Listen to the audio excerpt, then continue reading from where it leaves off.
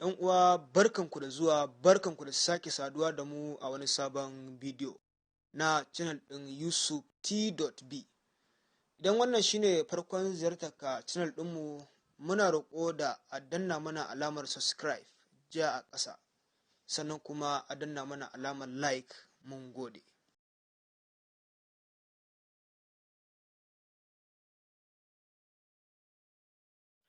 A tutorial ɗinmu na yau za mu yi bayani ne akan yadda ake nemo molar mass na compound. Tambayar tana cewa calculate the molar mass of the following compound: 1. Sodium hydroxide, 2. Sodium carbonate, 3. and calcium carbonate. Tambayar tana cewa za mu yi calculating ko in ce za mu nemo molar mass na waɗannan compound masu zuwa. Na farko sodium hydroxide, na biyu sodium carbonate, na uku kuma calcium carbonate. Da farko za mu ɗauki sodium hydroxide. Wannan shine molecular formula na sodium hydroxide. Ta yaya za mu nemo molar mass na sodium hydroxide? Da farko za mu duba, za mu ce sodium element ne wanda yake shine na 11 a cikin jerin element da muke da su, sannan kuma yana da atomic mass ɗinsa 22.99. idan muka approximation muna da 23. Sannan sai oxygen kuma shine na 8 a cikin jerin element da muke da su, yana da atomic mass ɗinsa 16. Sannan kuma sai hydrogen wanda shine na 1 a cikin jerin element da muke da su. Idan mu yi nan gurin shine za mu yi haɗa waɗannan lambobi. Sodium hydroxide shine na farko, shine yake da 23. Dan za mu sa 23, then tsakanin element da element za mu rinka saka plus, now plus. Sannan kuma sai oxygen kuma shine atomic mass ɗinsa 16, za mu sa 16 haka kamar haka. Sannan kuma tsakanin element da element za mu rinka saka plus, sannan sai mu sa plus hydrogen kuma atomic mass ɗinsa is 1.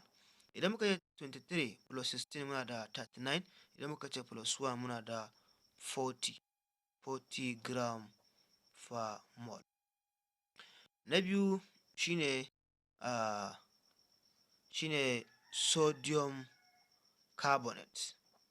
Sodium carbonate shi ma kamar yadda muka yi, da farko za mu ɗauko sodium, muka saka sodium muka ce shine na 11 a cikin jerin element da muke da su, sannan kuma yana da atomic mass ɗinsa 23. Sannan na gaba muna da carbon wanda kuma shine na 6 a cikin jerin element da muke da su, atomic mass ɗinsa kuma yana da 12. Sannan na gaba kuma muna da oxygen wanda shine na 8 a cikin jerin element da muke da shi, wanda yake da atomic mass ɗinsa 16. A nan gurin shine za mu duba sodium shine yake da atomic mass ɗinsa 23. To kar ku manta a jikin sodium akwai 2. Duk wani element idan akwai number a jikinsa za a yi atomic mass ɗinsa za a yi multiply nasa by wannan number da muke da shi. Kamar sodium muna da 23, sannan kuma akwai 2 a jiki, za mu ce 23 times 2 kamar haka. Tsakanin element da element za mu yi plussing, sai mu ce plus. Sannan na gaba sai mu duba carbon kuma yake atomic mass ɗinsa 12, sai mu ce plus 12. Sannan sai plus sai oxygen kuma shine yake da atomic mass ɗinsa 16. Sannan kar ku manta a jiki akwai 3, za mu ce multiply by 3 kamar haka.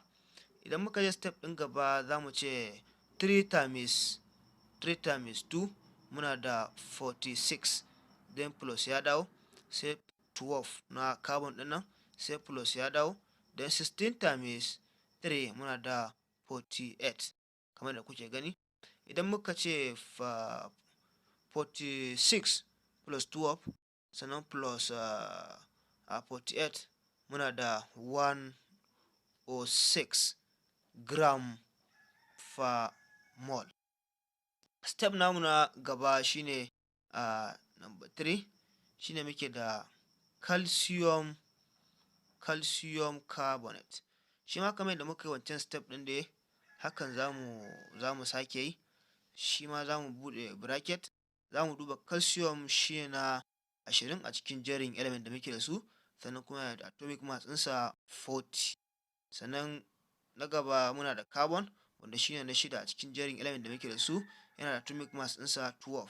Sannan kuma sai oxygen shi ne na 8 a cikin jerin element da muke da su, sannan kuma yana da atomic mass ɗinsa 16. Kamar yadda muka yi wancan haka zamu yi, muna da calcium ɗinmu muka ce shi ne 40. Tsakanin element da element zamu yi plusing, za mu sa plus. Sai sai carbon kuma shi ne mai 12, za mu ce plus 12. Sannan sai plus. Oxygen kuma shi ne yake da atomic mass ɗinsa 16, za mu saka 16. Kar ku manta a jiki akwai 3, za mu yi multiplying by 3 kamar da kuke gani. Step na gaba shine za mu ce 40 plus 12, muna da 52 kamar haka, sannan plus ya dawo, sai 16 times 3 muna da 48. Sannan in muka tashi step na gaba za mu yi plusing 52 plus 48, muna da 100 gram per mole. So wannan shine yadda ake nemo molar mass na waɗannan compound da muka jero: sodium hydroxide, calcium carbonate da kuma sodium carbonate da kuma calcium carbonate. Duka ana muka kawo ƙarshen tutorial ɗinmu. Mun gode da kallon tashar channel ɗin Yusuf T.B.